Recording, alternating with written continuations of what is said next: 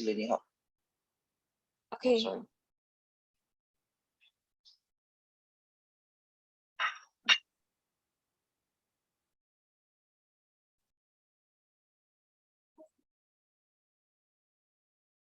Hi, everyone. Hello. Hi. Okay, I can see participants slowly coming in.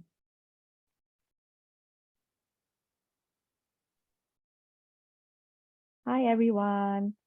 Yeah, let's just give a little bit of time as we start to get some more participants in. I think they are still flowing in as we speak, but I hope everyone had a good lunch and welcome to the webinar today. Yeah, maybe I'll just give a few more seconds. Yeah, and this slide that you see right now here is going to be our program for the day. So just to run you through very quickly, I'll start a little bit on why we are doing this series of webinar, and then followed by our main topic of the day, are women more suited in risk management?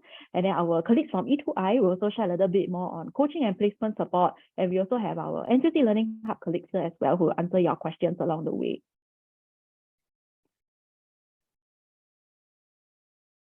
Yep, I see the chats coming as well. So make yourself comfortable. Okay, the time now is 3:02, and I think let's just begin the webinar.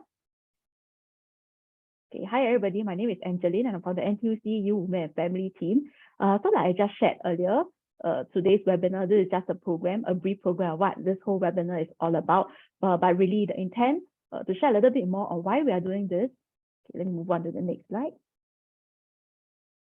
Essentially, we have today here colleagues from NTUC Women and Family, myself.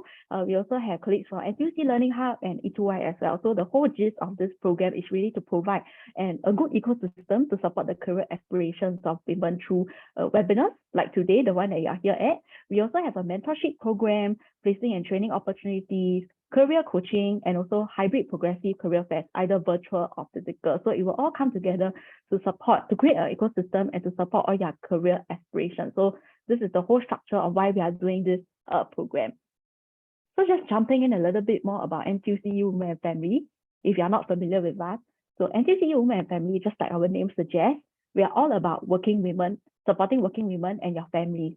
So how we are supporting career aspirations of working women. So this is just three of our key focus in a nutshell. So number one is to provide choices in career options to enable women to manage their caregiving needs. So by providing choices, what I mean is that we're encouraging women to break the glass ceiling, break their boundaries, and to explore different types of career options. It can be a male-dominated occupation. It could perhaps be flexi job opportunities, freelancing, etc., etc. So we're trying to encourage you to push the boundaries and don't get stuck in the confines of the same typical 9-to-5 job that you see every day. And of course, by providing you with choices, we are hoping that we ensure that there's protection and safety nets at the workplaces against gender discrimination and harassment. And last but not least, is to maximize their fullest potential through the professionalization of female-dominated occupations and providing you with leadership development. So the professionalization of female-dominated occupation could simply refer to an example, for example, like the sewing industry. It's something that is quite old, but we're trying to make it new and shiny again with proper career roadmap. So this is one of the many examples and the work that we do at NTUC Women and Family. And this is just a snapshot of what we have been doing over the past few years, especially last year, because last year was the year of celebrating SG Women. So we are all over the place. And our director for NTUC Women and Family, Ms. Yo Wan Ling, she has also been advocating a lot for women matters. And you could have probably seen us in the news, I hope, over the last year. So these are just some of the snapshots of what we have been doing for last year and this year as well.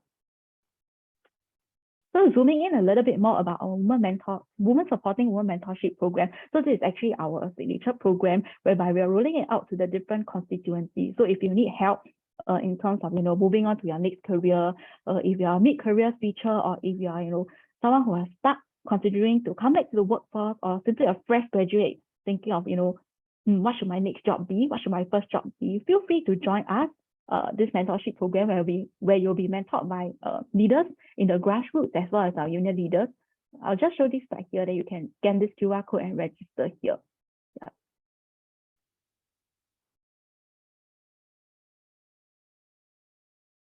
Okay, I hope I see some sign ups after today's session. So moving on, just to give a brief introduction of NTUC LearningHub. So essentially, under the NTUC, we are actually not just FairPrice. We actually do have a couple of social enterprises under us. So we have FairPrice, we have Income, Health, First Campus, NTUC Link, and of course, we have LearningHub here with us today, which is our training arm. So just a snapshot, LHub actually has 5 training centers, many courses, and many trainers as well. And I think they'll be happy to share more later as we go along the way. So if you have any questions, throughout this presentation, keep them in your mind and feel free to ask them as we go along the way. Don't be shy and just ask their questions. So without further ado, let me also pass the time to Mr. Edmund Wong, who is the director at Deloitte. So just to give you a little brief background of what he does. So he actually has extensive experiences in risk management, business continuity management, emergency planning, crisis management, and security management, as well as assisting clients in managing large-scale events. So just a fun tidbit, he's actually spent about 25 years in the SAF holding various leadership and staff positions. He was actively involved in the National Committee in Combating SARS in 2003 and participated in the SAF Indian Ocean Tsunami 2014 relief operations as head civil military relations with the theatre headquarters. So without further ado, let me hand over the time to Mr. Edmund. Mr. Edmund, please. Thank you, Angeline. Sorry, hope you can hear me. My voice is a bit coarse. Right. Okay, let me see whether I can change it to. I only have a problem with this.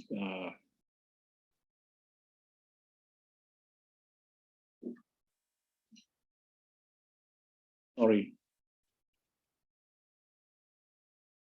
Let me try. Okay, can you see my screen now? Yes. All right, thank you very much. I don't know what come my. All right. Okay. Very briefly today, I'm going to share with all of you. All right. I assuming that you have don't have in-depth knowledge on enterprise risk management. In short, our course is called ERM and BCM for business continuity management. All right. I was asked to. I've been doing this webinar and conducting training with LHub on these 2 topics, but I also add a little bit elements on the crisis management. Right. Why many ladies? I think when you heard that I work in the SCF, the Army for almost 25 years, right? Some of you may be thinking, "Alamak, another Army macho shit." Sorry for using the word, right?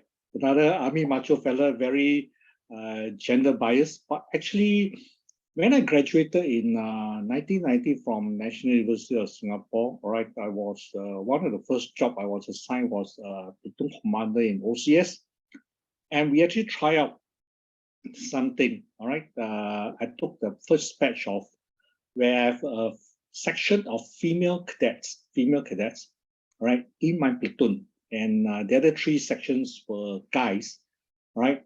Were gentlemen. So actually, when we conduct this training, everybody is treated the same. I mean, at those days, I think, how can ladies do combat role? But after let them go through, I took them for about 3 months of training. I think they are just as good as a guy, right? If not even better. Right, and then subsequently, I have lady officers in my setup. All right, initially I was quite skeptical whether to put it in like operational role, but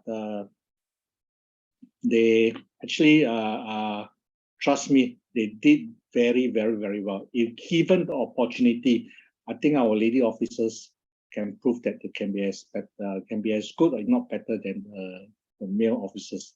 Right, this was my encounter with working with ladies, right? So then after I went to the Youth Olympic Games, in fact, my whole division, 3/4 are ladies, right? I will share with you why ladies have a different kind of flares and touch, right? I won't go into a little more into my history, but I'll just go straight into the topics. All right, So you may probably heard this buzzword: organization resilience, operational resilience, business resilience. What is this about? So in this slide, actually, will tell you actually there are more than that. But enterprise risk management and business continuity management is one of the key pillars in business resilience. And you notice that crisis management is something that I also indicated down here. All right. So I started learning enterprise risk management was in the Army. All right. And that was 2006, 2007. At that point of time, you can hardly find any courses or training in Singapore. So I went to London, right, to attend some training, and I was certified with the Institute of Risk Management.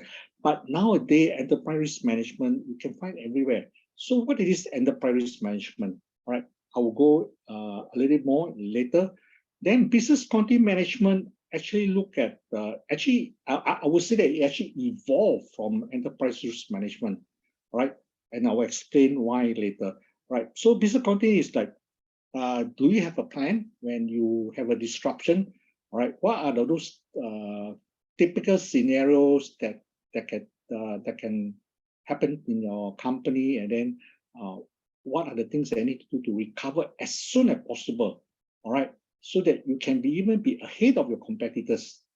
Okay, so the rest, like interdependency, communication, training exercise, third-party management, crisis management, right, organizational resilience, culture, are all part and parcel of the BCM cycle. All right. Of course, you must have the governance and policies, right, when you develop ERM framework or BCM framework. Okay. So what's the difference between these three? All right, what are the different concepts? Okay, so enterprise risk management actually look at risks that an organization may face, all right, across the entire organization. That's why it's called enterprise risk management. And then some of you may be very familiar with like workplace safety. There's also a risk management. Those are actually on operational risk.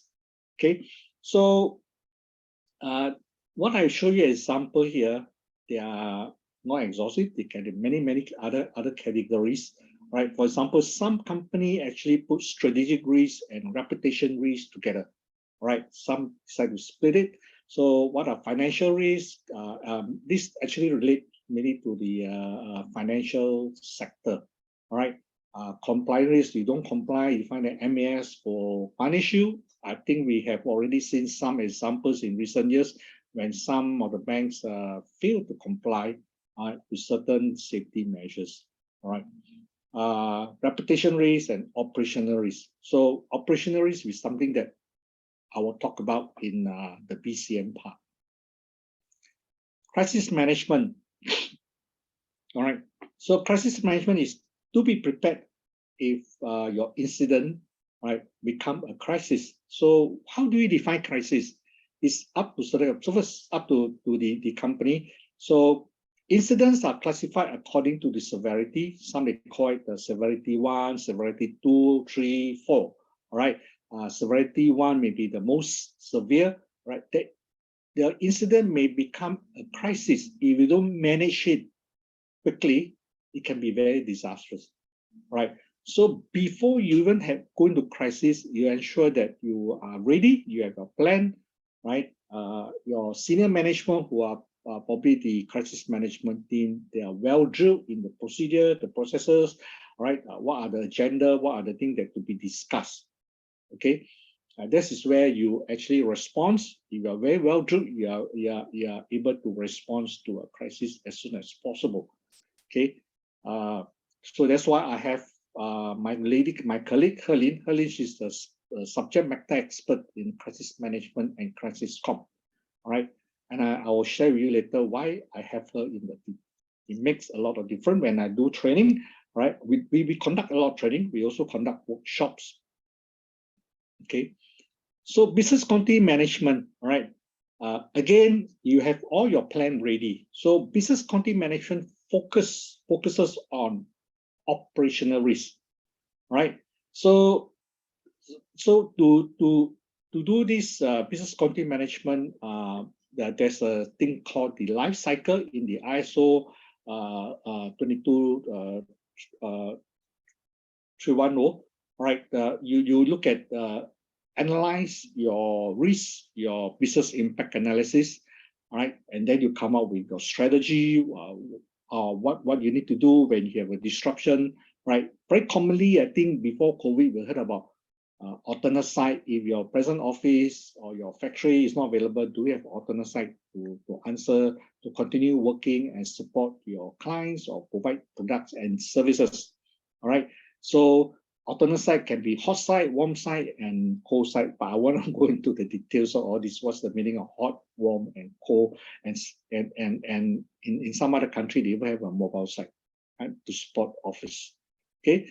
But in COVID, we know that I think most of us have already experienced, right? Do we need to spend so much money on having alternate site if we can work from home, as long as your staff, right, is provided with the support to operate from home, right? For example, in my department, in my company, right, for those people in the admin team, they need to, because some of the document need to be printed. For example, letter engagement, contract. The client may want a paper contract, so we actually send printer to your house so they can print from home itself, having to come back to office to print. Right, so some of these strategy have changed over the two and a half years. Right, so then having a plan is just not enough. You need to exercise. You need to do training to ensure that to check, is there any more gaps in your plan and how can you further enhance, right? So these are exercises that we normally support our client, or the client will conduct some of these exercises to test if the plan is robust enough or need to change, right? Okay, enterprise risk management, right? This diagram actually comes from the ISO 31100, right? You will hear this ISO that are mentioned in ERM and BCM. So in enterprise risk management, it is about removing siloness, right? Having an integrated risk management, okay? Looking at risk from an upstream risk and downstream risk. What is upstream? Like, imagine you're on a mountain, the water flow from mountain down to the delta, right? Upstream is anything that can have impact on you, right? These are your upstream risk. Somebody processes, all right? You're dependent on someone else. And whatever you do, something may go wrong, you will have an impact on another process, another function. So those are your downstream, right, impact. So you have to look at this together as an integrated manner, not just look at your department or your category. So to start off with, right, risk assessment, this is actually the core of the enterprise risk management. Identify risk, what might happen to you, what can happen, if it happen, what is the impact? You analyze it, and what does it mean that this risk have an impact on your organization objective, right? You evaluate by looking at either a 3x3 or 5x5 matrix, all right? You put it into what I call the heat map, all right? Then to look at, then you can be able to see in one picture what are your high risk, your medium risk, or your low risk. So for those risks that is high, that is a priority, you need to manage them. Then you treat them. What the type of treatment, I will come to it a while's time. All right. Then you review and monitor. Are you satisfied? Is your management satisfied with the control measure that you have in place? Have you treated it enough? Or is there more you can do to bring the risk down? Okay. So it's an iterative process until the risk is brought to as low as possible, that is acceptable to your management. All right. While you're doing, of course, you have to continue to communicate and consult other people, either internal or external dependencies. Right.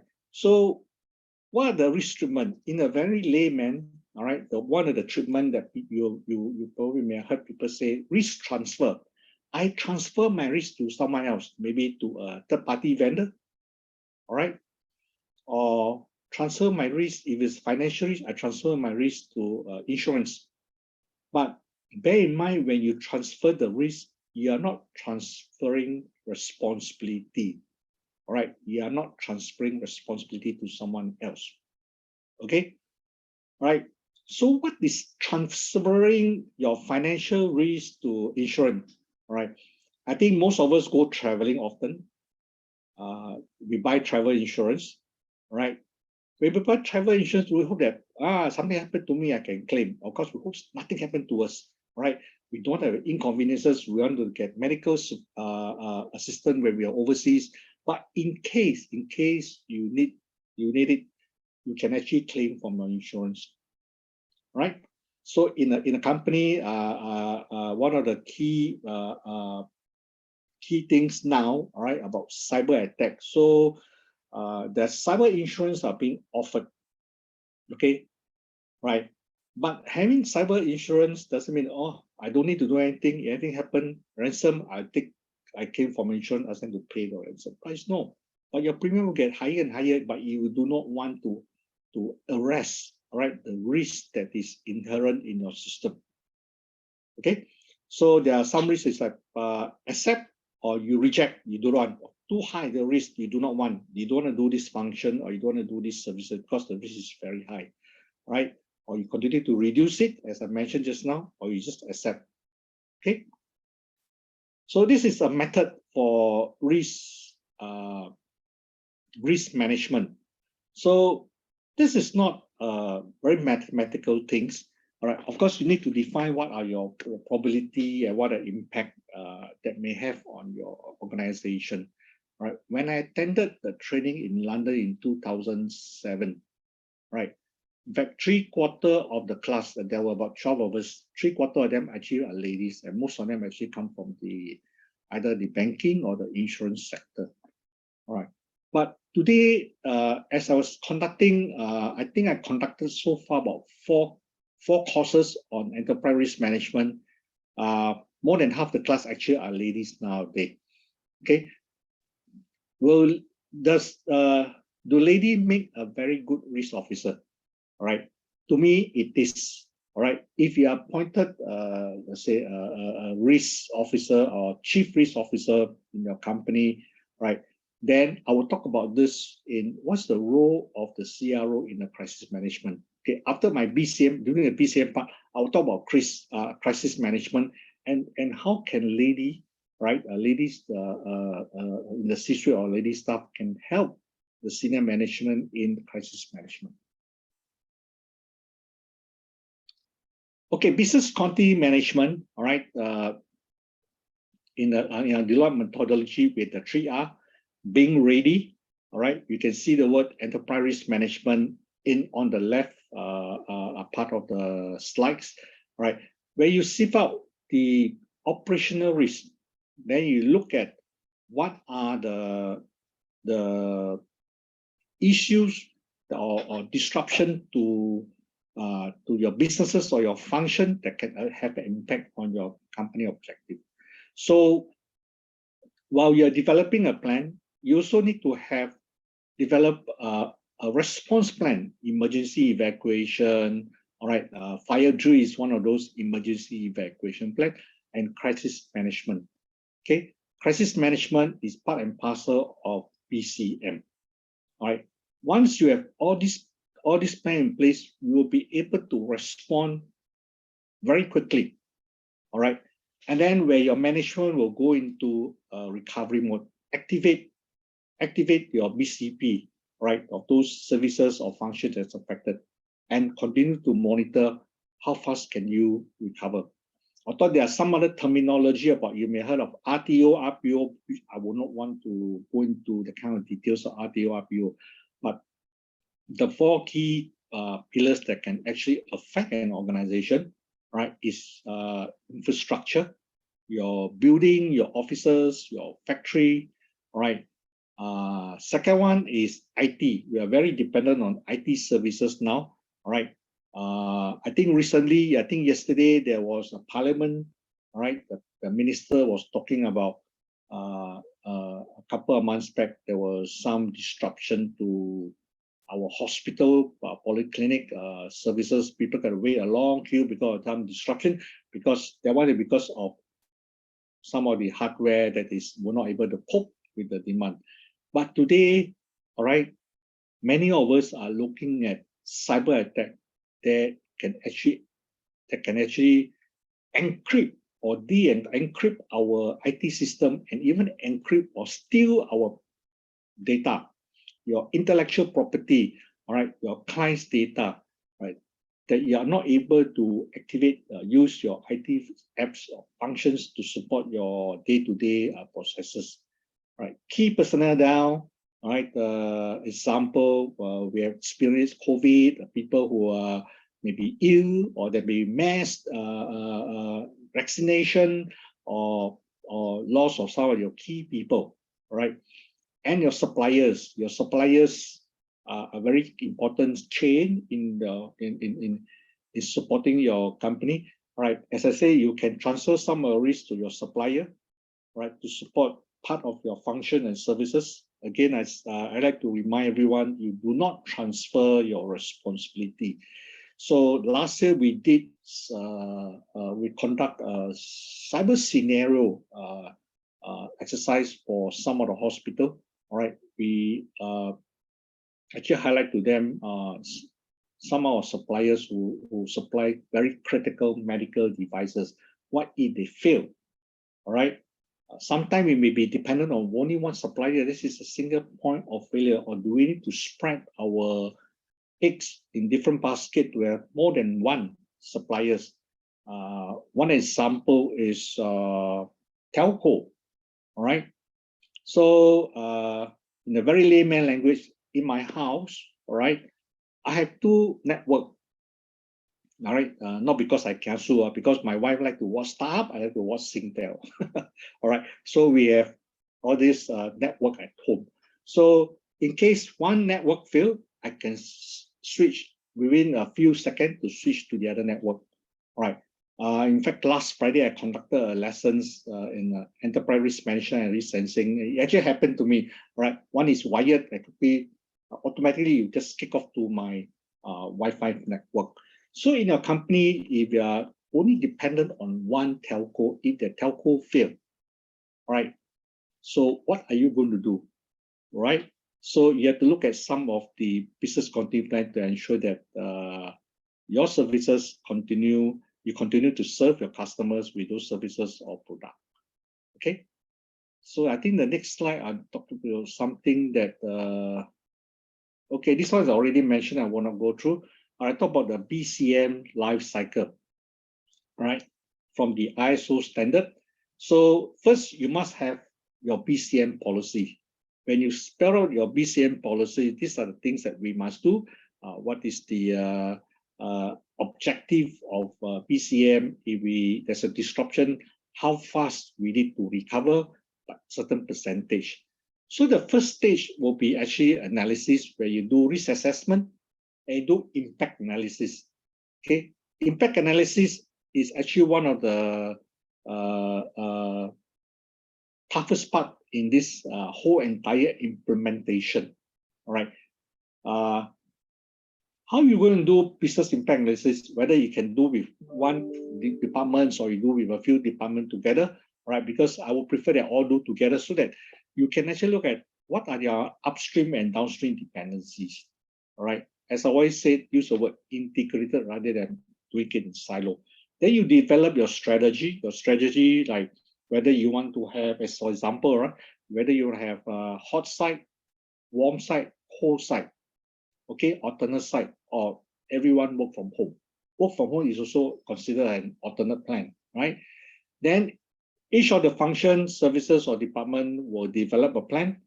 Then you need to conduct training for your people, right? Not just your appointment holder, but everybody in the company, right? To be trained and understand what is their role in BCM or during a disruption, all right? So as you can remember, just now I talked about organized resilience. The organizational resilience culture is the people, right? You can have the best processes, best technology, best infrastructure, but your people, the heart is not there. You don't inculcate them with the right value or understanding why you need to do ERM, BCM, and so forth, right? When something happens, you find that they are not there to support you, right? In the center of all this ecosystem, right, is the people that make things move. Okay. The next portion of the BCM cycle is about testing, exercising, all right? So we conduct a lot of exercises for some of our clients, all right? Crisis management exercise, for example, tabletop exercise, okay? If it is something that we always share, because when they do exercise, it's only maybe for a few hours, but sometimes crisis can be quite a prolonged thing, over days or even weeks or months, right? Temper can rise, people can get angry, people will be shouting, all right? But you always need someone who's there to come, to look beyond the tree. Someone really look in the forest, because most of the time when they are tackling the issues, they're looking at the tree, but you need someone to look at the forest. Okay, so who will be the best person? All right, in one of my company that I work with, all right, I have a very steady lady. This lady is someone who very calm, all right, who doesn't get angry, all right, who try to tame things down, keep people cool, all right. She's also the chief risk officer. So as a risk officer, all right, you actually look beyond what are the immediate or near midterm risks that can even affect you. Not just risks, what are the opportunities? Now we are in a crisis, what are the opportunities that we can actually write on, all right, to help us to be ahead of the curve. Okay, so later we may want to ask Herlin, all right, she's the crisis management expert in my firm, right? We complement one another, all right? She look things very differently from the way I see things. So I feel very, very fortunate to have Amanda and Herlin to be my team to help me to see things from a different perspective, right? So this is the entire whole life cycle, all right? To end things on the life cycle, whenever you have any new processes, new changes to your product, your services, or department change, right? You always want to be better. You improve, you enhance your plan. So this is a cycle. This is a life cycle, right? When you want to implement business continuity management. So business impact analysis is something that you need to be very, very detailed, right? You ask me to do it, I'm not a very detailed person, all right? So Amanda is one of my consultants, right? She always help a client, even if we Deloitte, we have our BCP, all right, BCM in place. Right? She will be the one that walk through with the clients, with our colleagues on business impact. And we have to be very, very detailed, right? I believe that if any of the ladies out there, you want to do BCM or risk, don't be afraid, okay? We need certain kind of skills, right? It doesn't hamper you if you are not experienced. We learn, okay? Every one of us learn from somewhere, right? Once you learn, you are being groomed, you'll be able to do the job, okay? On crisis management, all right, on crisis management, because sometimes you can be activated in the evening, in the night, when something happened, all right? So when I just joined this particular bank, there were 8 persons. Out of the 8, 6 are ladies, all right? I discovered something that actually it's not their fault, but this is how they are being brought up in that company. And I have to help to make some mindset change, okay? You heard of call tree, all right? So I always like to activate call tree after office hour on weekend, okay? To tell people that you It's important to be contactable. All right. So when you go back, do you put your phone aside, off your phone? All right. So this is something, if you are in that kind of 24/7 job, all right, you probably may have to leave your phone on, be contactable even when you are asleep. Okay, in case of some emergency that you are required to support the company. Okay. But in that banks, I had the luxury of few people, so we actually take turns this week who were on the phone when they sleep, who can relax a little bit, right? So we are kind of scheduled so that not everybody to be on 24/7 on standby. Okay, all right. So don't be afraid to take on some of these challenges. Some of you may be a mother, you come back, you have to cook, you look after the kids, all right. But in any organization, I believe you'll be given that kind of right support to do the job. Okay, so I think this is something that I already covered just now. I will not go through it again. All right, I'm not sure you have any question. All right, I have up to 3:45.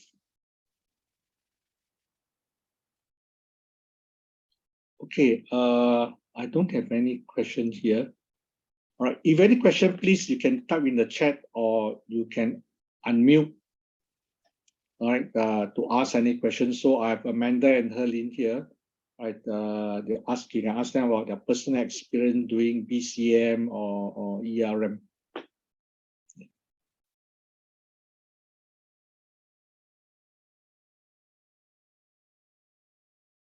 Any question from the floor?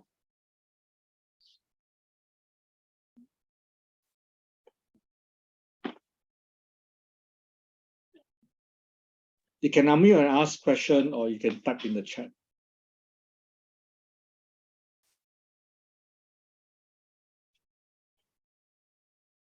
I think there are no questions for now, but feel free to holler them over. Maybe we let Herlin and Amanda share a little bit more. Thanks, Angeline. So maybe I No will problem. start off first. Yeah, Eman is right. A lot of times, I think it's a matter of perception. I feel that people think that the topic on business continuity or crisis and resilience is very much geared more towards the male profiles, or they're more apt in being leaders in this sort of a situation. But I think it's how we manage the perception. And in fact, as we move into the modern times, if you look at COVID-19 and how the different world leaders are managing the pandemic, I was reading this report as well from Harvard Business Review, and they actually pointed out that a lot of the women leaders kind of edge out their male counterparts in managing a crisis. You know, you think about Jacinda Ardern from New Zealand, some of the Scandinavian prime ministers as well are women. In some ways, the response and the way they have communicated their strategies and how to manage a crisis sort of have won the people over much better than their male counterparts. I think there is a critical factor to think about in terms of risk management or even crisis management is the element of communication. I myself, I specialize in comms, and I think comms is kind of like the common thread that kind of brings everything together. You can have plans, you can have policies, you can have a lot of SOPs, you can have great infrastructure or even platforms to facilitate all of these responses. But at the end of the day, you need to know how to communicate to different stakeholders in order for all of these different pieces to work in a crisis. And I think as female, as women, naturally, I feel like we do that a bit better. We are able to sort of switch up or switch down our tones and kind of manage the different aspects a bit more with in Chinese we call yuanhua, you know, we are a bit more round in the way we try to deliver some of these harder tactics or harder strategies that and that's my own opinion. I feel so there is a place and a position for women to shine and lead in some sort of a crisis situations, and I feel like as women we shouldn't shortchange ourselves in feeling like we are not able to lead in this sort of a tough situations. In fact, I think we should find our own strengths and be able to manage from there. So that's my perspective in the area of ERM, risk management, and crisis. Over to you, Amanda. Thanks, Helen. I think I'm just coming from the other's perspective, coming in new, coming in young, and of course, I think coming into quite a male-dominated industry in some sense, because we do have a lot of, for example, the army personnel that do have a lot of ops background, they have a lot of crisis, management type of background. So I guess where I'm coming from is that when you first step into another industry or industry such as this, you might get worried, you might get scared, but please don't feel that way. Really always go in open-minded and really be there to learn. And I think with that mindset, I also was able to learn a lot from people with a lot of experience.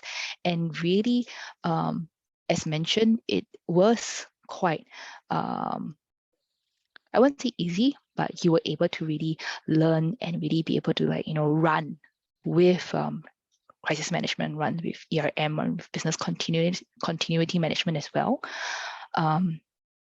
And I think, as rightly pointed out by Helene as well, we do give another aspect to this this topic, which is really having the soft skill as well to really be able to understand how people feel, really relate with people, relate and connect with people while doing business continuity management. I think that was a huge part that we were able to contribute.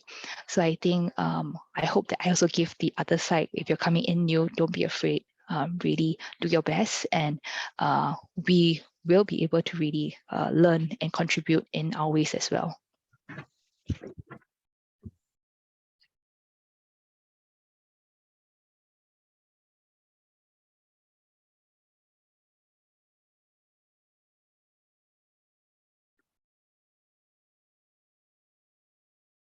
You're on mute. Yeah, thank you, Helene and Amanda, for your very open sharing. And also thank you, Edmund, for giving a little bit more context. And I think you hit the nail exactly on the head, whereby you're trying to get more women to come into this male-dominated sector. I think there's actually a lot of potential for women to come in.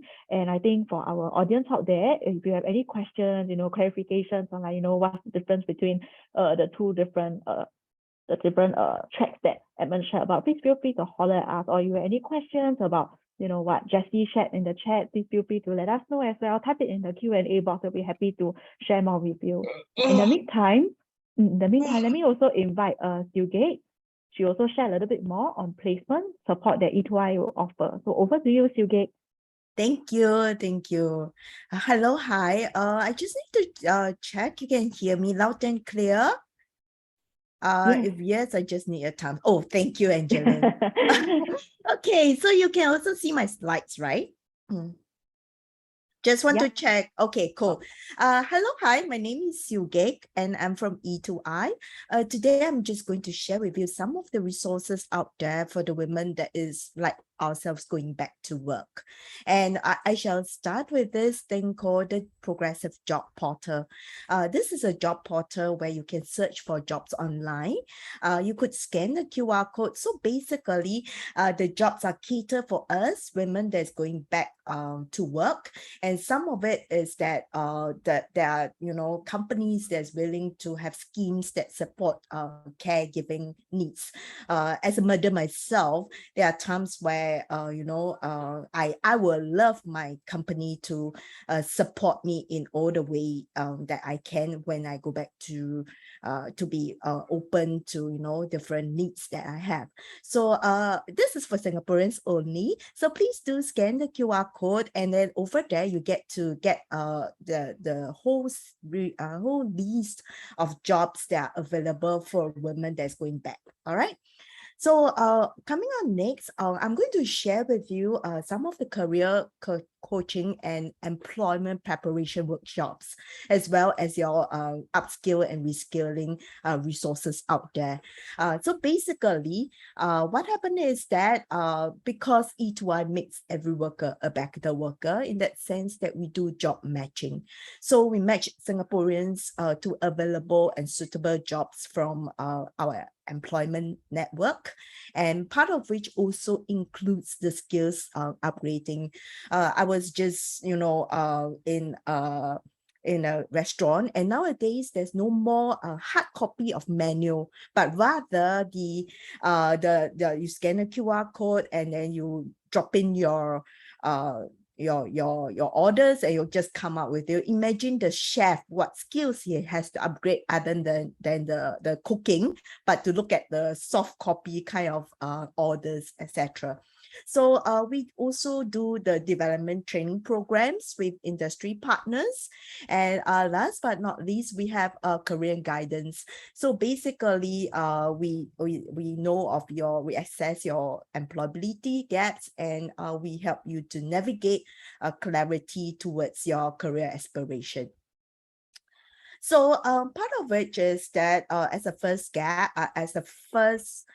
thing that we do, we actually do career coaching as well as preparative workshops to identify and close gaps so that you can find your dream job or a job that you desired.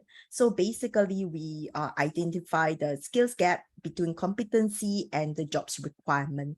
And of course, we will equip you with job search tools, just as resume, interviewing, and networking, etc. All right. And then, so what happened is that on this, right, when we help you to identify and close your gaps, we have a one-to-one career coaching, which means that when you sign up through this by scanning a QR code, you can book an appointment with us, and our career coach will get in touch with you to understand your career aspiration, as well to help you with your job resume and some job matching. So feel free to scan the QR code and then get in touch with our career coaches. Yeah. Okay. I'm just going to take a 1 second pause for you to take the picture. Okay, then coming up next, we actually has a workshop designed to prepare yourself to find that job. And part of which is one of the program is called Career Navigators.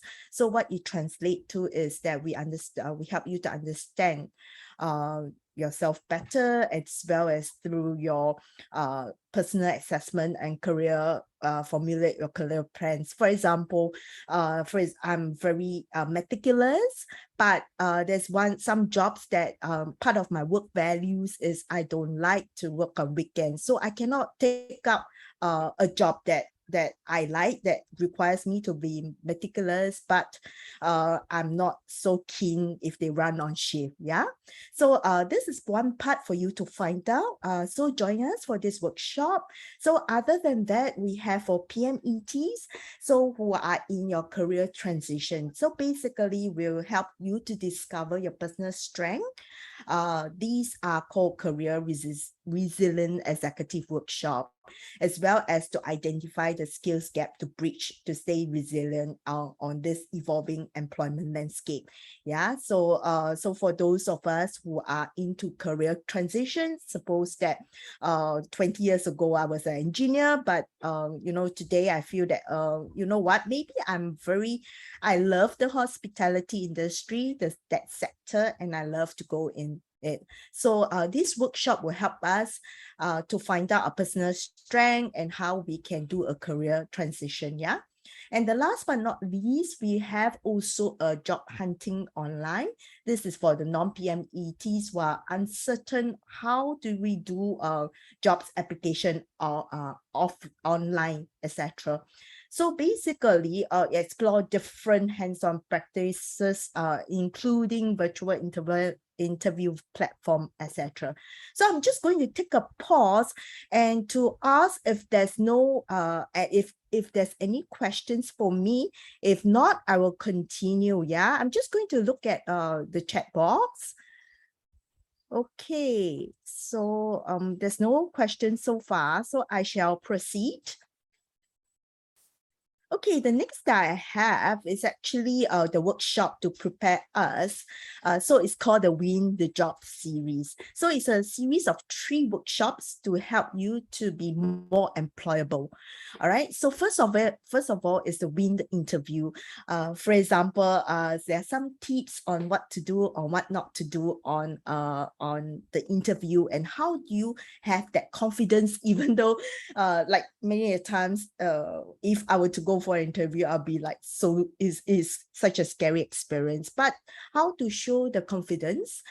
There's also Win the Search series where you can stand out from the crowd. How do you stand out? How do you search for the job that you like, as well as the Win the Salary negotiation? Like what are the experience that you can say, or what are the things that you highlight so that you have a better how to negotiate that salary that you want. So I'm going to just go and take a pause here also for you to scan that QR code. All right, so if you want to join our workshops, you just have to scan the QR code and register from there.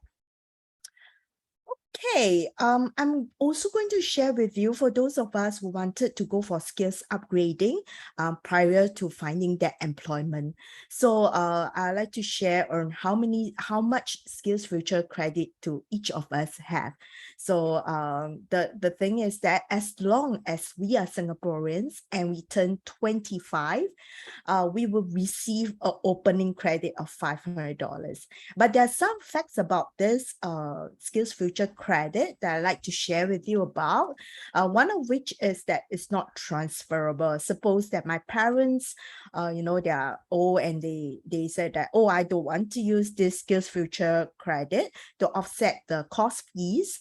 I'm going to transfer to you, the child, but it doesn't work this way, so it's not transferable. And the top up is periodical. It doesn't automatically tops up every year or etc. It's only as and when there's an announcement. And of course, part of which is in 2022, we do have a top up. 2020, we have a top up.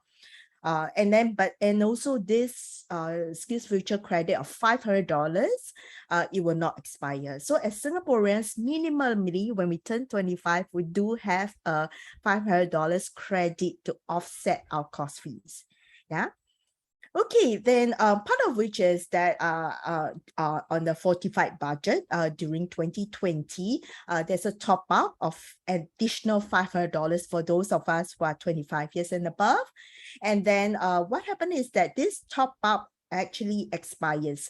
So by end 2025, it will expire, which means that just like Singapore Rediscover voucher, if we don't use it, it will expire. Yeah. So a strong the shout out is please use it because it is very good. $500 is very good to kickstart you with a skill that you like to pick up to find employability. All right. And then the last is that for those of us who are between 40 to 60 years old, we do have additional top up. So instead of $500, we do have $1,000 top up. And then that includes that not only does it expires in 2025, it also can only be used in a CET center. What does it mean? CET centers stands for Continuing Education Training Centers.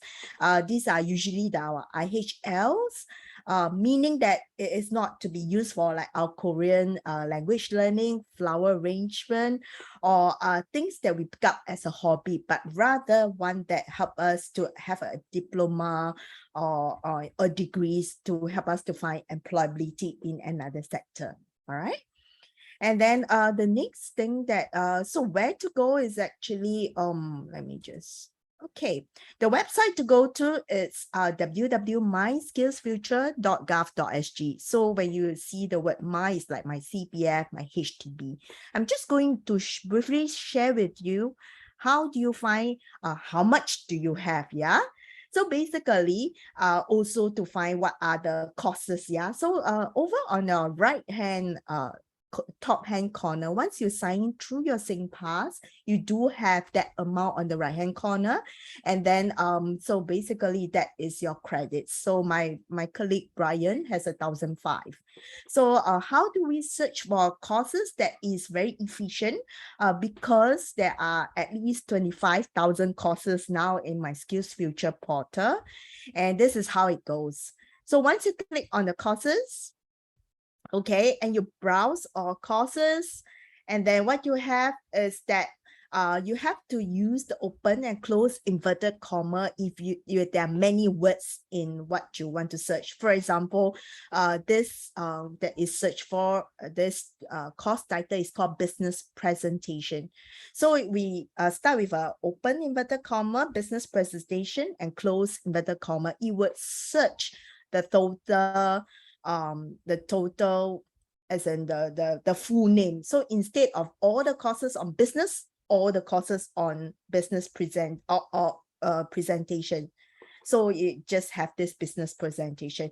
And the thing is, once you log in through my SingPass, you actually saw a full fee and a net fee. So the net fee tells you how much you need to pay because of the different subsidy for different age group. All right. So if you have a higher subsidy if you're 40 years and above, and a slightly so cost percentage of subsidy. Okay, and then so this is how it works. This is your fee payable. All right. And then so for example, I'll just show you an example how it works. So WSQ delivering impact business presentation, the full cost is $650. So for those of us who are between 25 to 39, we are eligible for a 50 to 90% subsidies for the courses. And so we only have to pay $195 because that is a 70% subsidy. And subsequently, for those of us who are 40 years and above, this does not have a ceiling of 60 years, you know, it's only, is for those of us that's 40 years and above. So we qualify for the mid-career enhanced subsidies at the CET centers. And how much is the subsidy? 90%. So we only need to pay $65. So from our Skills Future credit that we saw just now with the top up, etc., for those of us who have not used anything, we could use that $65 to be offsetted from $1,005 that we have. So it could mean that there's no out-of-pocket payment. All right, I'm just going to take a pause to check if there's any question. Okay, there's someone who asked, is NTUC Learning Hub part of CET Center? The answer is no. NTUC Learning Hub is not part of the CET centers, but you do have about a 70% subsidy, yeah? Okay. All right, thank you so much for that question. And the next thing that I have is that, okay, so in order to help you to, this is part of a CET centers, and then out of which, when you see this, right, when you see the courses, I like to also help you with a tip that I find it really useful. That is the little icon. So it comes in blue color as well as orange color. So basically blue color is what it means that all these courses are Skills Future credit claimable, meaning that you can use your Skills Future credit to pay the fees for this. Another thing is that these, the second thing is that this is the Skills Future series course. So many of us ask me, what is this Skills Future series course? And that is for those of us who are, these are the emerging markets, emerging areas. There's total of 8 areas that there's up and coming industry. For example, cybersecurity, finance, entrepreneurship, digital media, data analytics, urban solution, advanced manufacturing, and tech-enabled services. So you look out for that icon, that orange icon, to tell you that these are the courses. If you pick up, it may be useful to find employment. All right. And then part of which also that this comes in 3 different proficiencies. Suppose that I feel that I am quite good in data analytics because I used to be an engineer.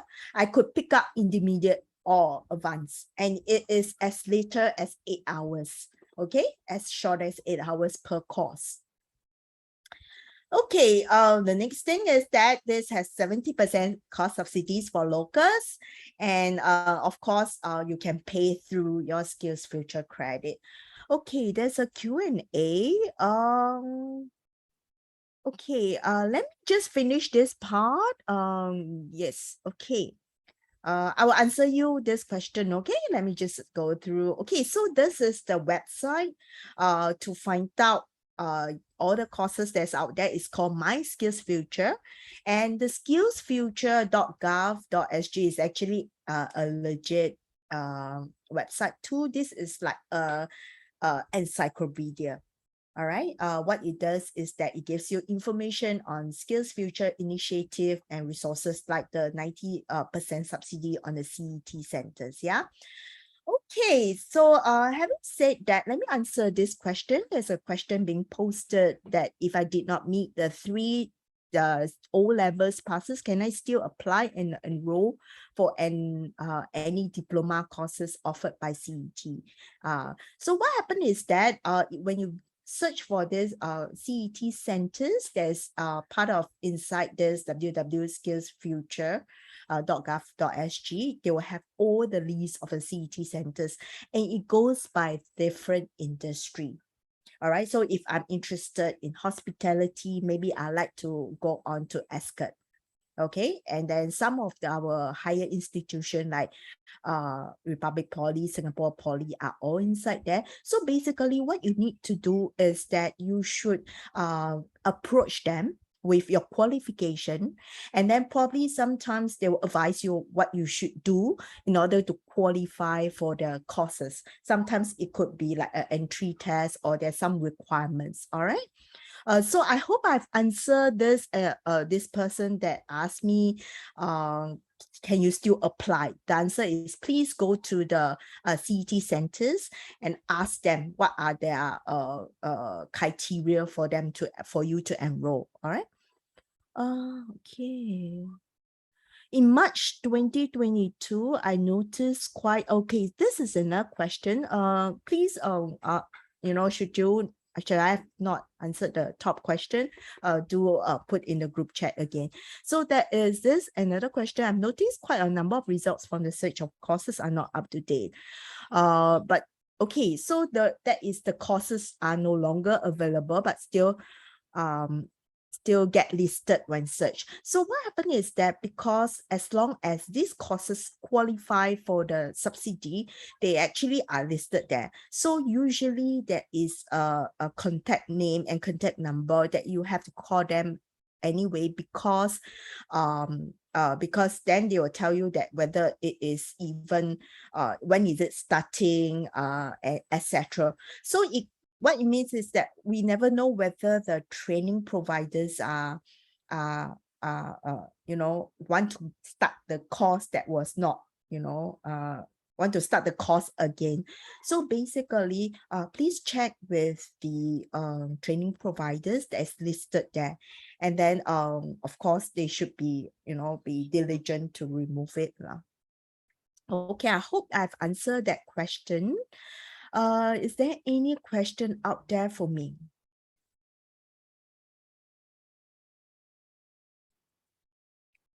Okay, if not, Angeline, thank you. I am done with my slides. Thank you very much. Thank you, Silgate. I think there are no more questions, but if you have any, take this opportunity to ask any questions, because we do have everyone here still with us. We have our speakers from Deloitte. We also have our E2I colleagues and LHub colleagues. So please feel free to holler at us if you have any last questions. If not, yeah, any last words from our speakers? If not, I think thank you so much for your time, even for the speakers as well. I really hope that, everyone here sees the value of the ecosystem that we are trying to help our women here. And if you have any questions that you are shy to ask here, please feel free to drop us an email over at You Women and Family, E2I or LHub. We'll be happy to assist you. Hi, Angeline. Is it don't mind I share? Sure, Am definitely. I able to share my screen? Let me Yeah, of course. share. Okay. Can see? Are you guys can see my screen? Yes, all good. Okay, so basically, if let's say any of you have any questions, you can send us a form. You just scan the QR code, or you feel that filling up form is very taking most of the time, you can just probably WhatsApp us. You can probably because some people actually like to WhatsApp.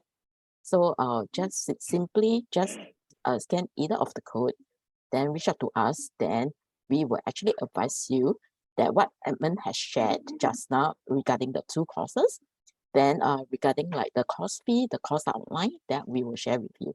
If let's say you have any questions regarding these 2 courses. Okay. That's all for my side. Thank you, Jessie. Thank you. Welcome. Thank you. Thank you once again, everyone, for your time. Wishing you a good, restful evening ahead. Thank you again, and I hope to see you at our next webinar session. Thank you. Thank you. Bye. Thank you. Bye. Thank you very much. Bye.